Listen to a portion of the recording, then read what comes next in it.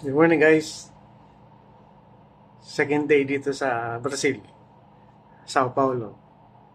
Nagtawag na yung mga kasamahan ko na breakfast na daw. Let's go, kung anong meron.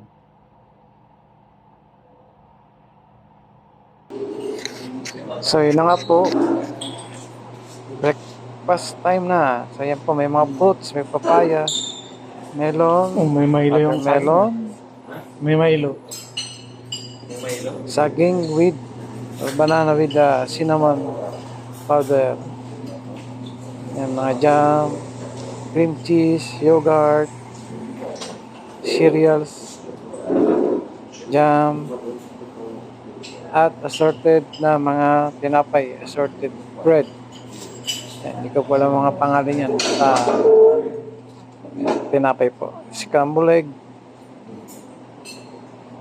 So yan po yung tinapay na may queso sa loob. So marami pong choices na tinapay. Ayan. Donuts. Mga donuts.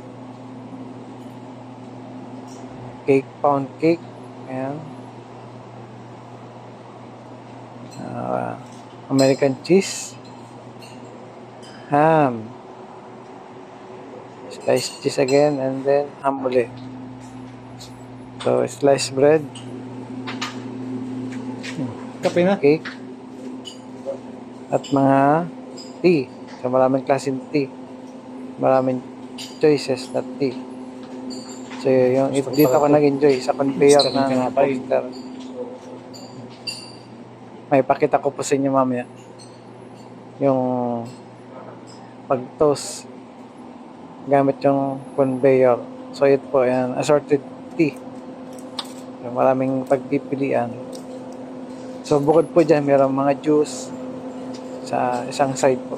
Isang side na lamesa. So hindi ko na po napunan. So yan po.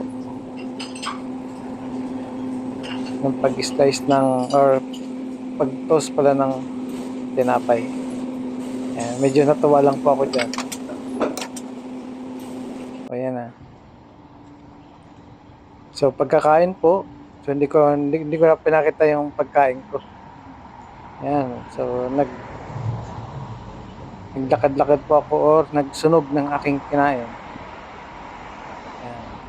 Yun po isang lugar dun sa Sao Paulo, Brazil. Or dito sa Brazil. Yan, parang ano rin po, para rin sa Pilipinas. Yan, makita niyo na po yung mga wire or ng mga communication or ng electric or yung kuryente. Yan, nasa taas din. Para rin or similarity sa atin sa Pilipinas. So kung makikita niyo po, walang tao. So umaga pa po yan, mga 7 ng umaga. And wala pa rin tao kasi po maaga pa rin at is pa Sabado. Yan, walang katao-tao. Or walang masyadong tao. So yung weather po dyan dito or dyan sa Sao Paulo ay medyo malamig po. So yan, yung suot ko pong damit eh medyo manipis. So nagtitiis lang ng lamig. So pero kaya naman po. So pabalik na po ako ng ano yan. Pabalik na ako ng hotel. Kasi po mamaya eh na rin po kami. Paalis na, papunta na po kami ng Rio de Janeiro. So may flight pa po kami isa.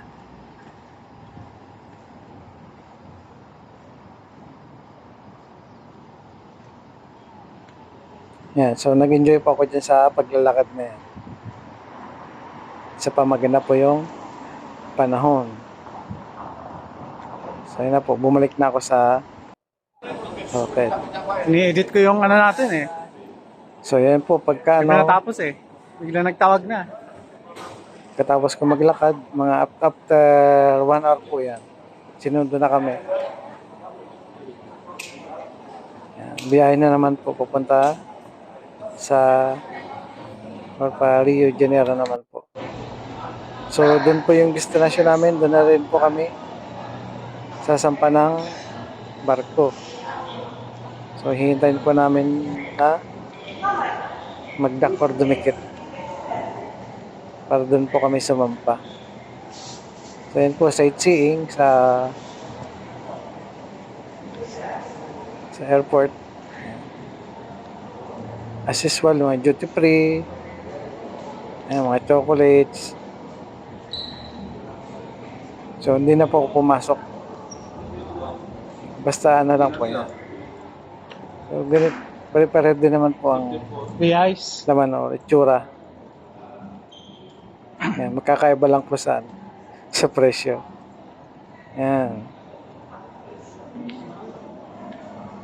So, yung airport po dito sa Sao Paulo, hindi naman po masyadong kagandahan. Sakto lang po.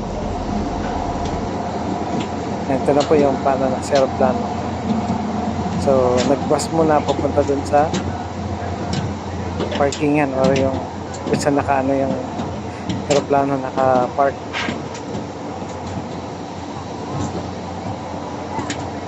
Yan, pag domestic po dyan po yung or hindi na po siya yung may vacuum. So, hinahatid po ng bus papunta dun sa aeroplano. So, dito na lang po muna ang aking video. So, see you po sa next video.